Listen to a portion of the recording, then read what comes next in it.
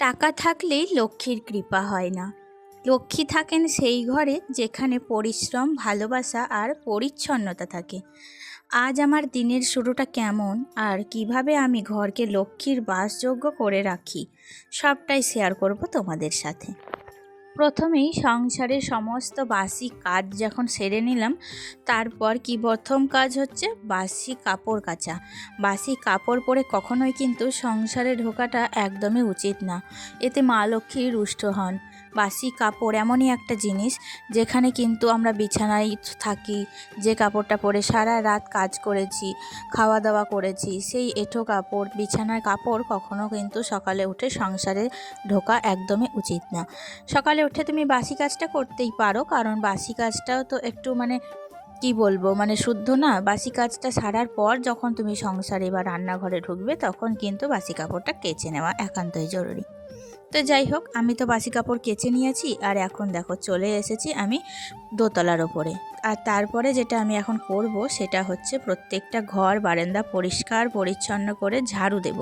তো এটা হচ্ছে দ্বিতীয় কাজ, সকালবেলায় ঘুম থেকে উঠে বাসি কাপড় ছেড়ে বাসি ঘর বারান্দা সব সময় কিন্তু ঝাড়ু দিতে হয়।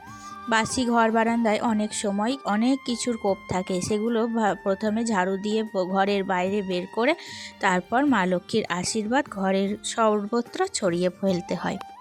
অনেকেই মনে করে যে টাকা নাকি লক্ষ্মী, কিন্তু আমি বলবো টাকা থাকলেই কিন্তু সংসারে সুখ আসে না। একটা মাটির ঘরে তুমি না খেয়ে থাকো, কিন্তু সেখানে যদি শান্তি থাকে, সেখানে যদি ভালোবাসা থাকে, একে অপরের প্রতি বিশ্বাস থাকে, তাহলে সেই ঘরে কিন্তু সুখ আসতে বাধ্য। আর হাজার অট্টালিকা থাকুক, সেখানে টাকা পয়সা বিলাস সব কিছু আছে, কিন্তু সুখ নেই, শান্তি নেই, সেখানে জানতে হবে মা লক্ষ্মী নেই, সেখানে কিন্তু সেই সংসারে মা লক্ষ্মীর কোপ আছে। এটা কিন্তু আমরা সবাই জানি না, অনেকেই কিন্তু জেনে নাও। তো যাই হোক, আমার কিন্তু দেখো ঘর বারান্দা সমস্তটাই ঝাড়ু দেওয়া কমপ্লিট হয়ে গিয়েছে। তারপর আমি যেটা এখন করব সেটা হচ্ছে একটু ঘরগুলো মোছামুছি করব, আর বাসি বিছানাটা কিন্তু তুলে ফেলবো। তো বাসি বিছানা কখনোই কিন্তু ঘরের মধ্যে ফেলে রাখবে না। তো এটা হচ্ছে থার্ড লক্ষণ, কারণ বাসি বিছানা সব সময় কিন্তু চেষ্টা করবে ঘুম থেকে উঠেই তোলার। আর যারা একান্তই পারবে না, তারা কিন্তু সংসারের টুকিটাকি কাজ সামলে তারপর কিন্তু বাসি বিছানাটা একদম তুলে ফেলার চেষ্টা করবে। তো যাই হোক, এরকমই কিছু টোটকা, কিছু নিয়ম আমরা মেনে চলি। আমরা বাঙালিরা এইরকম টোটকা নিয়ম মেনে চলি বলেই কিন্তু আমাদের ঘরে মা লক্ষ্মীর বাস বা মা লক্ষ্মীর আশীর্বাদ কৃপা থাকে বলেই বিশ্বাস করি।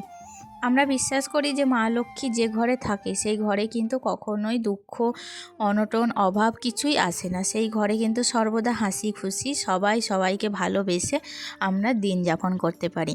তো সেই রকমই দেখো কিছু নিয়ম আমি তোমাদের সাথে আজকে শেয়ার করছি। আশা করছি তোমাদের খুব ভালো লাগবে এবং তোমাদের অনেকটা উপকার হবে।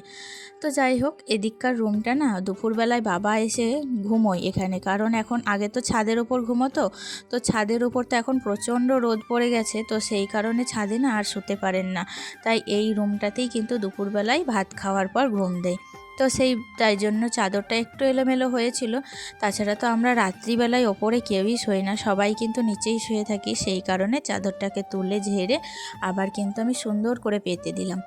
আর এদিকে আমার আলনাটা একটু অগোছালো হয়েছিল, তাই আলনাটাকে ভালো করে জামা কাপড়গুলো নামিয়ে প্রত্যেকটা জিনিস কিন্তু গুছিয়ে রাখছি। তো অনেকটা ধুলো ময়লাও পড়ে গিয়েছে, সেগুলোও কিন্তু মোছামুছি করতে হবে। তো দেখো, আমি কিন্তু এখন ওই যে সেদিনকে আমার হাজবেন্ড এই যে কাপড়টা পরে পুজো করতে গিয়েছিল, তারপরে থেকে কাপড়টাকে আর ভাঁজ করাই হয়নি, এমনি জড়ো করে আলনার মধ্যে রেখে দিয়েছিলাম। তো সেটাই কিন্তু এখন ভাঁজ করে প্রত্যেকটা জিনিস আমি গুছিয়ে রাখছি। লক্ষ্মী থাকে সেই ঘরে যেখানে পরিশ্রম থাকে, শৃঙ্খলা আর ভালোবাসা থাকে। দেখো, এই আলনাটা যদি দিনের পর দিন অগোছালো রেখে দিই, তাহলে কি হবে? জামা প্যান্ট খুঁজে পাবো না, মন খারাপ হবে, রাগ হবে, খুঁজতে গেলেই না মাথা ধরে যাবে। সংসারও ঠিক এমনই, যখন ছোট ছোট বিষয় গুছিয়ে রাখা হয় না, তখনই অশান্তি বাড়ে।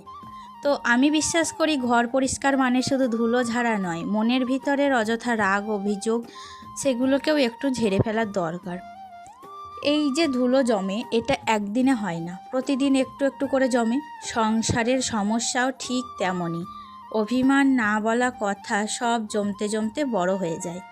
তাই যেমন ঘর প্রতিদিন পরিষ্কার করি, তেমন সম্পর্কও কিন্তু প্রতিদিন একটু যত্ন চাই। অনেকে আবার বলে এত পরিষ্কার রাখো কেন? তো আমি বলি এটা শুধু দেখানোর জন্য নয়, আমি চাই নিজের ঘরে শান্তি থাকুক, আমার সন্তানের মন ভালো থাকুক, আমার স্বামী বাইরে থেকে ফিরে যেন শান্তি পায়। তো মা লক্ষ্মী মানে শুধু টাকা পয়সা নয়, মা লক্ষ্মী মানে শান্তি, সম্মান, সন্তুষ্টি, সব কিছুই। তো সংসার করতে গিয়ে আমরা অনেক সময় নিজের কষ্ট চেপে রাখি, কিন্তু তাও ঘর গুছিয়ে রাখি, কারণ এই ঘরটাই আমাদের পৃথিবী। আমি সবসময় একটা কথাই মানি যে ঘর যেমন রাখবো ভাগ্যও তেমনই সাজবে। তো তোমরা কি বিশ্বাস করো, ঘর পরিষ্কার মানে কি পজিটিভ এনার্জি? কমেন্ট করে কিন্তু আমাকে অবশ্যই জানিও। আর আমার এই ছোটো ছোটো বাস্তব কথাগুলো যদি ভালো লেগে থাকে তাহলে কিন্তু ব্লগটা অবশ্যই শেয়ার করবে। দেখো ফ্রিজের মধ্যে অনেক কিছু ফল রাখা আছে জানো তো, কিন্তু সময়ের অভাবে খাওয়াও হয় না।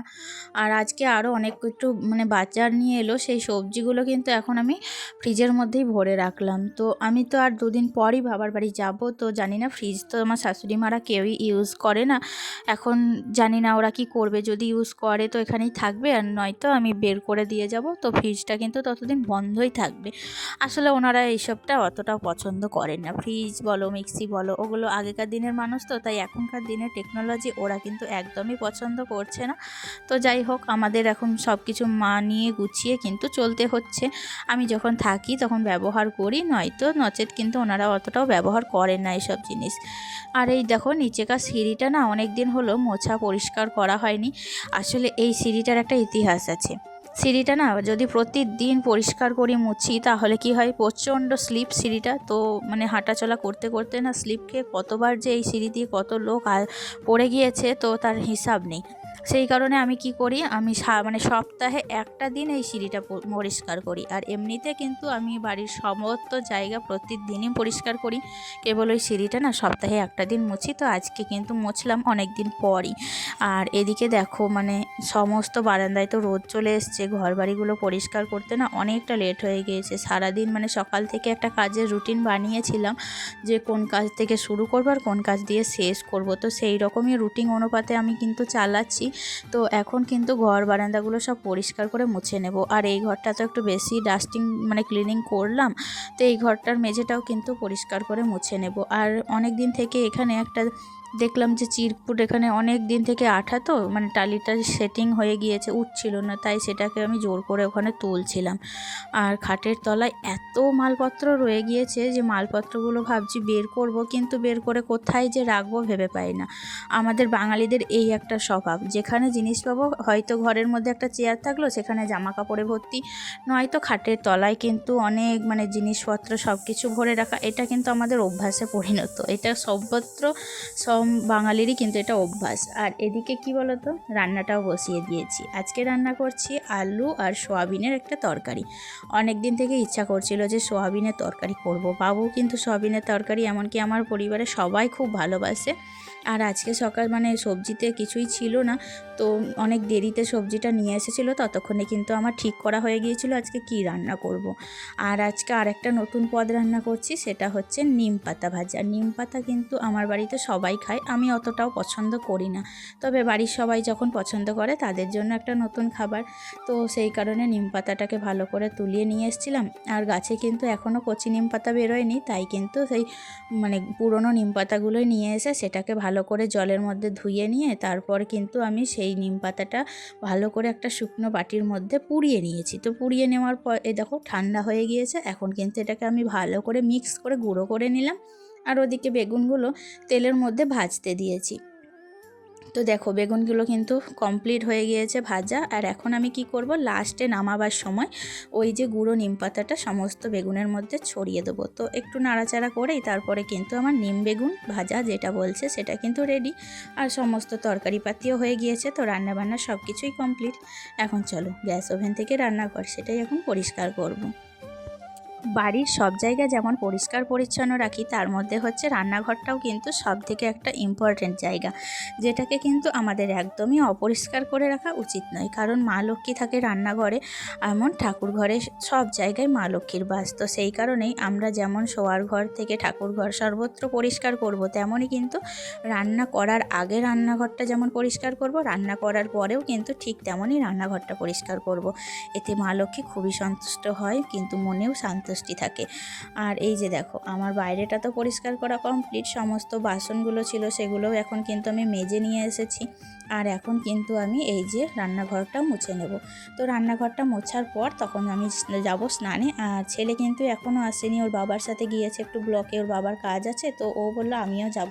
তো সেই কারণে ও চলে গিয়েছে, এখনও আসেনি। তো আমি স্নানটা ততক্ষণে সেরে কমপ্লিট করে নেব, তারপর ও এলে পরে ওকেও স্নান করিয়ে ওকেও কিন্তু ভাতটা খাইয়ে দেবো।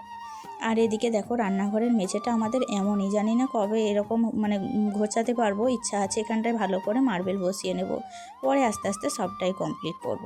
তাহলে বন্ধুরা, আজকে সকাল থেকে এখন অবধি আমার ব্লগটা কেমন লাগলো তোমরা অবশ্যই কিন্তু কমেন্ট করে জানিও। আবারও দেখা হচ্ছে নেক্সট ব্লগে। আজকে আসি, তোমরা ভালো থেকো, টাটা।